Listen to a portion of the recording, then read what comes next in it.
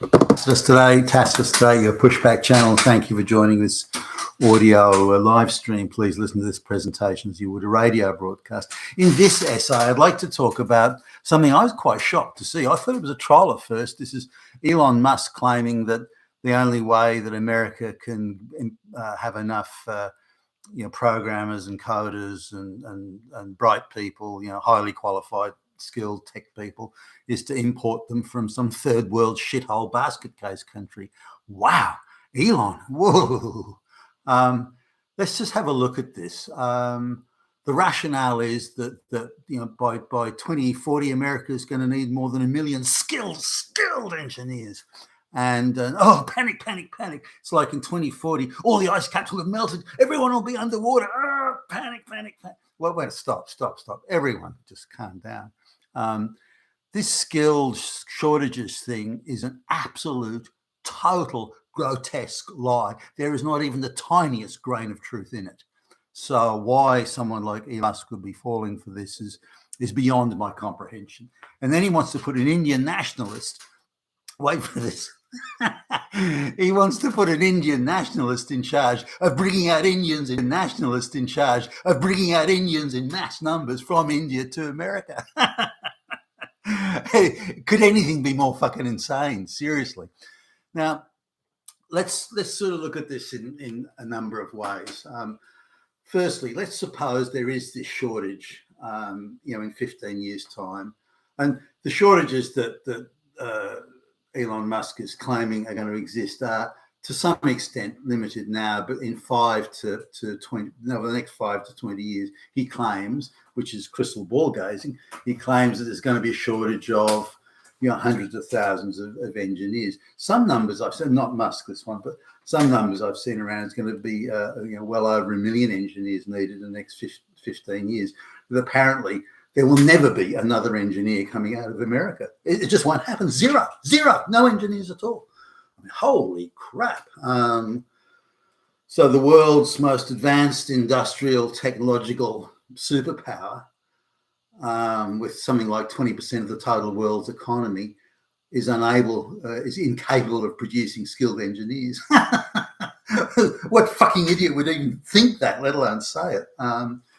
But let's suppose that there is going to be this shortfall in 15 years' time, 1 million engineers needed. Then, in order to remedy that, wouldn't you sort of busily start bringing in engineering courses through the tertiary institutions and the universities and the advanced colleges and that sort of stuff? Wouldn't you be really hitting it hard and making these courses attractive? Maybe government subsidies to help students do it, attracting the bright and the best and brightest American kids to go and study these, or people who are already capable programmers, reskilling them in another area, or already capable technicians, reskilling them. And there is a vast, enormous pool of skilled technical talent in the United States. So the idea that they just none of them even exist is lunacy to even suggest it or imply it. So, and if there was such a shortage, then you would take immediate action to remedy that by, again, educating and reskilling people. And if that was done with even a modicum of gusto, then the problem will be solved many times over, even assuming you agree there is a shortage in the first place, which I don't. Now let's look at, let's suppose that wasn't or isn't possible or can't be done. And the only way to remedy this is to import people. We've got to search for the best talent, and the best talent is in dirt poor, third world, corrupt basket case countries where everything is corrupt and everything is by bribery and trickery. And so that's the place you're going to go to get your skilled people. That's lunacy as well. Now, maybe a Brahmin demigod, that's the upper caste in Indian society. It may be a Brahmin demigod wet dream to have this sort of arrangement in place.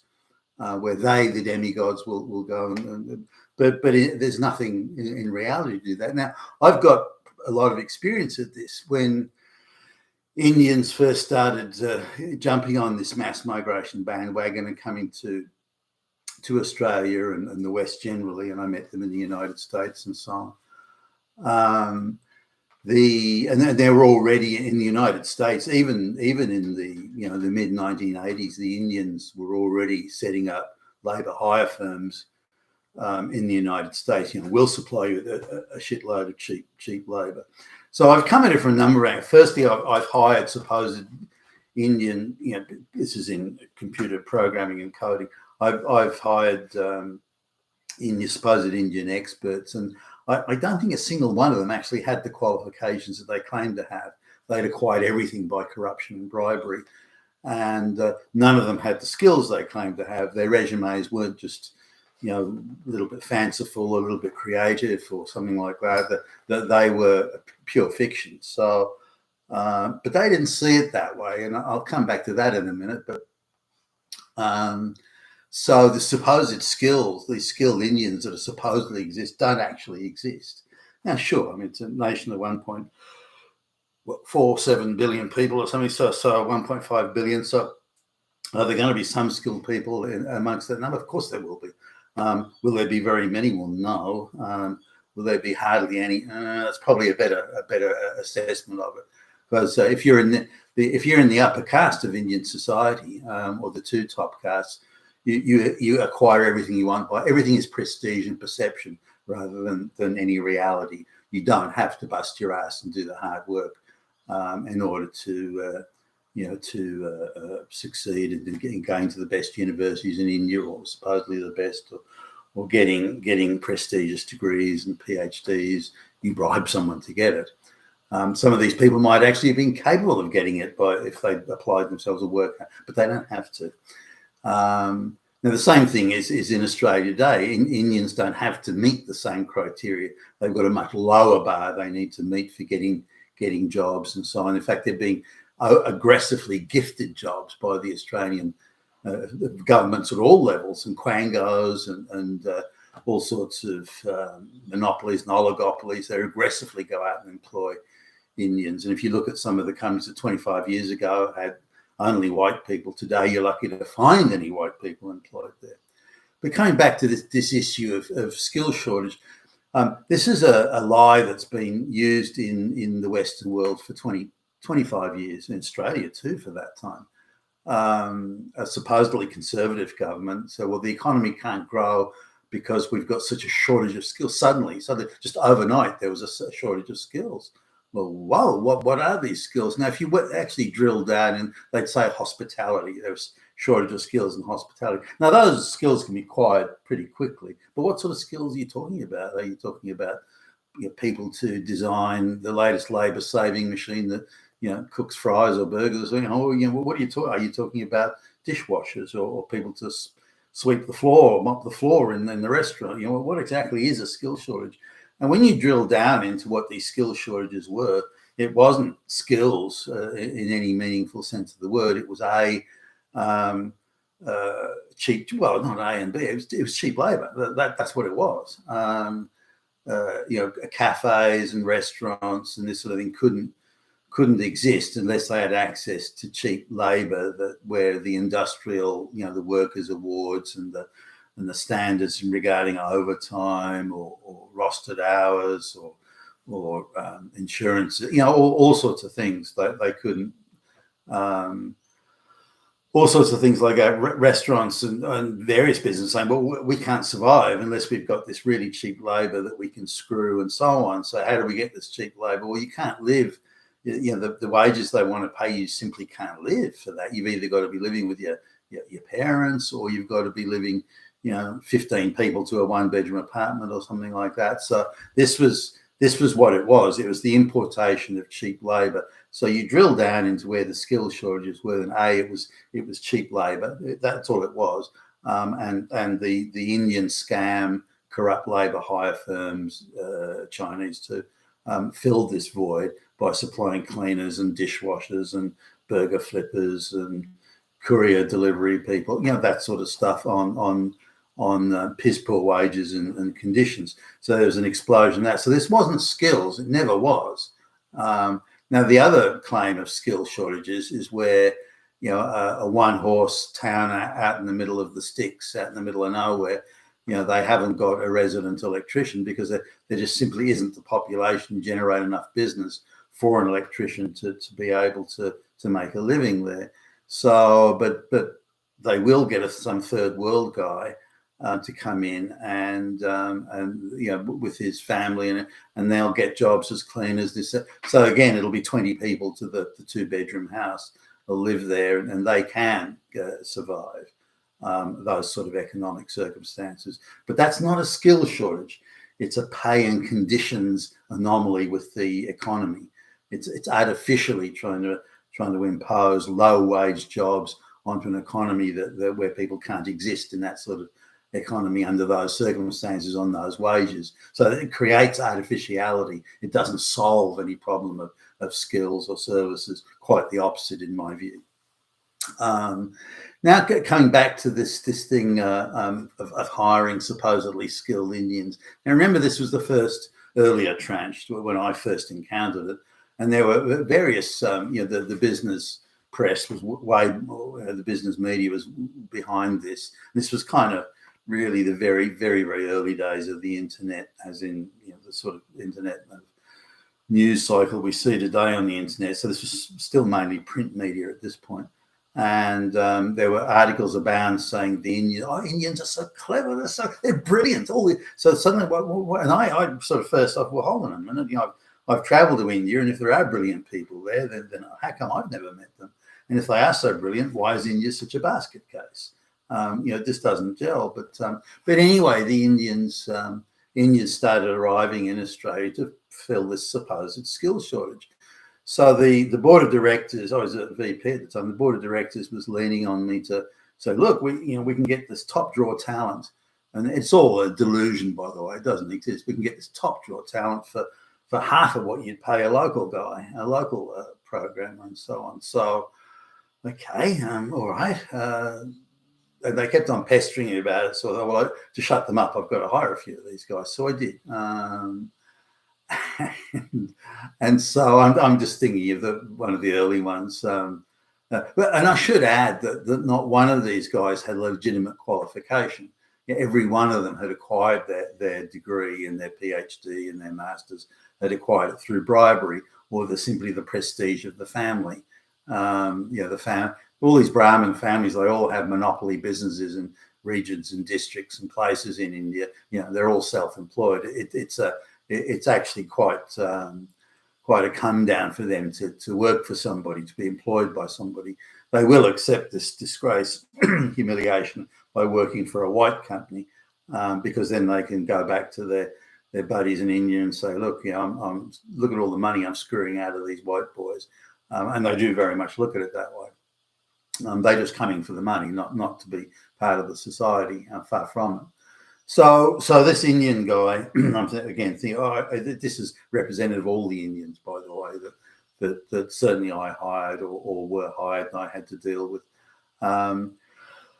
He had a PhD in computer science, computer programming from some Indian university. Now he was a Brahmin, so he was he was cultured, he was socially sophisticated, had a great grasp of general philosophy. So if you wanted to talk about the novels of Dostoevsky or Nietzsche or something like that, or esoteric things, then he could, Hermann Hesse or something, he could talk about that. And I enjoyed talking to the guy. He was a nice guy to talk to. And we could talk about those abstract philosophical principles and so on. And it was a good chat. But so the guy... the guy had this PhD qualification, assured me he was expert in these relatively new fields of computer science. So now, after a week or so, he claimed that not that he was the victim of racism, but he claimed that he wasn't being satisfactorily respected by the people in because there's quite a lot of programmers working in the area, and so he inferred or intimated that the reason he hadn't got anything done is because somehow they were blocking him or preventing him. I didn't really believe that because I knew the people in there well enough, and the guy who was in charge of the programming section had been taken off to go and do very specific projects. So that area that this Indian dude was in was kind of unsupervised. Like I was supervising it, but I had a million other things to do, so I wasn't micromanaging anybody in there, far from it. So I set him work to do, and so I said, okay, well, this is what you're going to do. Here's the workstation you'll work at. No one's going to get in your way, and so this is the output I expect. So then another week goes by, and sort of still nothing's happened,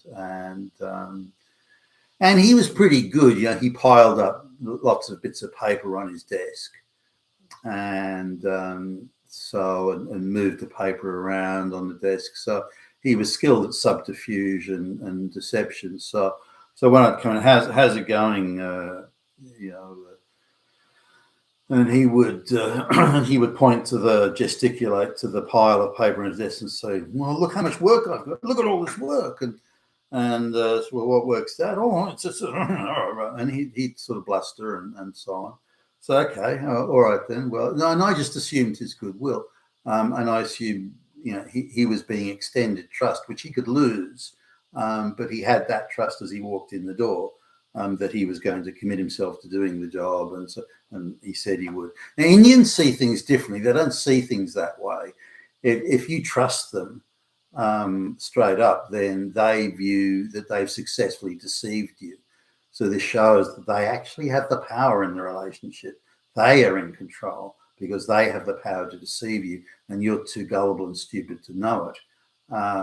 And they don't see the concept of accountability. The guy couldn't understand that I would fire him. He would be out of a job if he didn't do what he was supposed to do. So he didn't seem to grasp that. He seemed to think he was immune from accountability. I mean, he's a Brahmin after all. So then the next week goes by, and so I start putting the pressure on. No, I want to see some work out of you. This is the work you've been allocated. Now he would bluster and go off and all sorts of but here it was the outrage. How dare you hold me accountable? How dare you expect work from me? You're not in a socially more prestigious position than I am. How dare you tell me what to do? Those sort of things. Now he was happy and congenial when you were giving him something without accountability, but as soon as accountability was put in there, then he was outraged and played it reasonably well, that he was somehow wronged or he was somehow being victimized. He could never indicate how, just somehow it was in the miasma or something. So no, I wasn't buying any of that. So I said, look, I'll give you another week, but I need to see tangible results. I want to see lines of code being written, that type of thing. And in the meantime, the guy, the head sort of the programming unit had come off that project, and he came to me and said, look, I don't think he knows how to program. He can't sort of. So I said, you got to be kidding. He's got a PhD and he's this and that. And, his resume says, and so I gave another few days. I went to him and said, do it. And then finally I said, okay, in front of me now, right now, you need to cut a line of code. Right now in front of me. And the bluster began again. How dare you? And all this. No. You don't seem to understand, Ram. I'm going to fire you right now on the spot if you don't do it. Do you understand that? Bluster, outrage. No.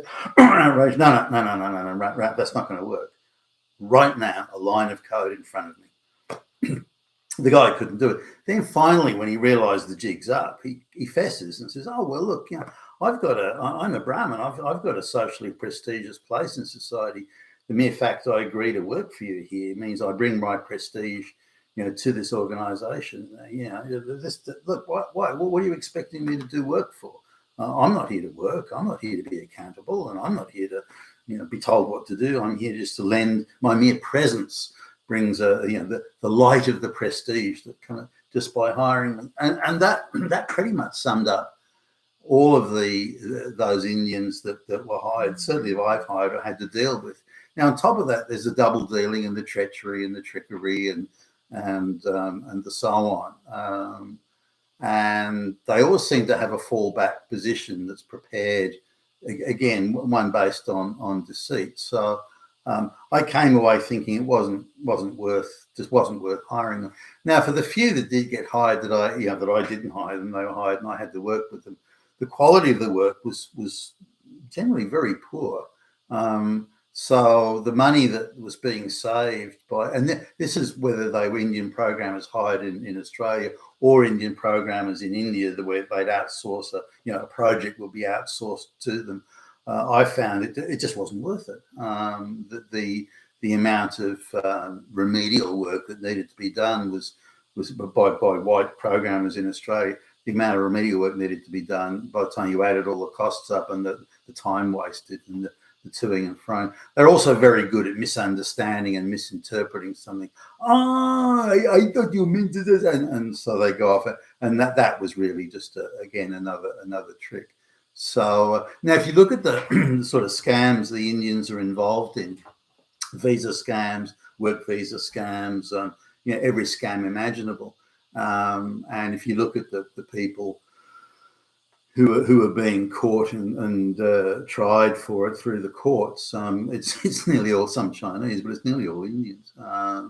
So that's India, but somehow it doesn't deter them. They again consider that the problem was getting caught, not the scam. The scam's fine, and they should be allowed to do it, but getting caught. So they just have to be better at not getting caught, and they very much have that attitude. So this idea that this vast pool of talented, skilled people outside of the West is nonsense. It's an absolute idiotic pipe dream, delusional in the extreme. And why Elon Musk would come out with it is quite beyond me. Now let's look at the amount of skilled people that are around in reality. Now, in Australia, out of the 500,000 people that came in to Australia, brought in by the globalist controlled government we have here, somewhere between, say 15,000 to 25,000 of the 500,000, so between 3 and 5% are viable as an economically viable immigrants. They speak good English. They speak good English. They have internationally recognised qualifications and recognisable, useful work experience in areas where Australia has some sort of alleged shortage. Now, whether or not those shortages are real or imagined and I'll come back to that in a minute. For example, I know multiple aeronautical engineers that were brought in at the time when there was supposedly a massive aeronautical engineer shortage, and aeronautical engineers were coming in from Europe and Britain and Ireland and all over the place, and they couldn't get jobs. They ended up working jobs as recruitment consultants and things like that because they just couldn't get work in their field, even though they were amongst the most highly qualified people in the world. The Australian government had said there was a shortage, but there in fact was no shortage. So we need to put that into some perspective as well. Claims that there is a shortage doesn't mean there actually is one. And again, the shortage may be we can't hire the best engineers in the world for a quarter of the wage. This idea that cheap labour is the issue rather than qualified labour again needs to be put into wider perspective. But the number of qualified, economically viable, I'll call them, migrants is very small. So let's suppose that in Mr. Musk's case that it was a very high bar of qualifications was set in place. So not just when you come from India, do you have the relevant degree, you will sit an exam in front of me, not some bullshit exam done in India, not some bullshit exam done online. You'll sit in front of me and do an exam so that we can be sure you really know your shit. And if you did that, you would find that 99% of the people who are claiming to have the skills actually don't have them, not even close. So if it's a high bar of mass merit migration, not mass migration, but merit migration, if it's a high bar that's rigorously tested, then hardly any Indians will make it across the line. So the high bar may be just a few thousand a year come in, just less than 10,000 a year would come into the United States on H-1B visas if it's a high merit-based rigorous bar. So that's not a problem. That's not a problem at all. If you're going to have that high bar and really get the best that are out there, and there'll only be a handful make it across the line, what's wrong with that? Nothing. That's fine. Then that really is the best. The freeloaders, the scammers, the tricksters, the fraudsters, they're not getting across the line. Only the really brightest skilled are. And if you get a few hundred of those coming in, or even a few thousand, then nothing wrong with that at all. But you have to pay them what you'd pay the local guys. The idea that you're just scamming cheap labour from some bullshit third world corrupt basket case country, that's not a solution to anything. And why would anyone think it was? So the reality is that if you have a high bar skilled migration thing, there are very few migrants in the world that meet that high bar. Very few. There's certainly not hundreds of thousands or millions, far from it. And the ones that have that, say rich Brahmins in the in India, for example, I think nearly all of them speak English. I'd be surprised to find any that didn't, and they speak English, reasonably well. But they come from very rich, privileged circumstances. They have hundreds of servants and slaves running around. That's the world as they perceive it. They're treated with godlike respect by those lower down the social food chain. So why would they want to go to a first world country other than the sheer prestige of saying, hey, guess what? I've got a holiday house in the United States. Other than that, other than bragging rights type stuff, then why would they want to go? They live in such privilege in India. They can't afford that many slaves and servants if they move to a first world country. So so this is a quite a big difference for the people that do have the money and the means to move and spend $1 million getting a PhD in America or something like that. They're not motivated to move for improving their life situation. So again, why would they? So the people that want a better life in that sense, they're the people who can't make it in the countries they're in, and they think that they go to the West and they get lots of free handouts and free this and given free that, given preference in hiring and all of that, which is openly done in Australia. Indians are given massive preference in hiring in government departments and quangos and the like. So of course it's attractive to come, but if they had to meet a high bar of qualification and competence and rigor and so on, then very few would make it. Now, of the 20-odd thousand that are in Australia, of the 500,000 who are economically viable, the majority of them are white anyway. So you're looking at a very small cohort of brown and black people can meet a merit-based standard. Now, if Mr. Musk and his, don't put an Indian in charge of this. Seriously, for the United States H-1Bs. Don't put it. I'm volunteering for this job, by the way, in the United States administration. Come to Tacitus today, and I will take that job, and I will administer that whole skilled migration program. I am available. Call me today. So a very small number of skilled people in the third world exist. There are some, but not many. A very small number that can meet a rigorous standard. The majority of the ones that do meet a rigorous standard are white and come from other, unsurprisingly, by the way, come from other advanced technological societies such as Western Europe and so on.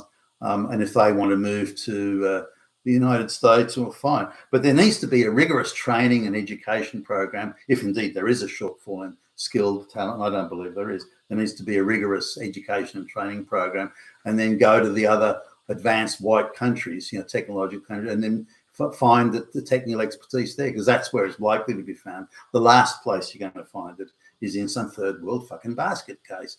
And why that would be considered as option number one, that the first go-to, is beyond me, unless the sole purpose of it is to employ cheap labour. You've been a Tacitus today, your Pushback channel. Thank you for listening.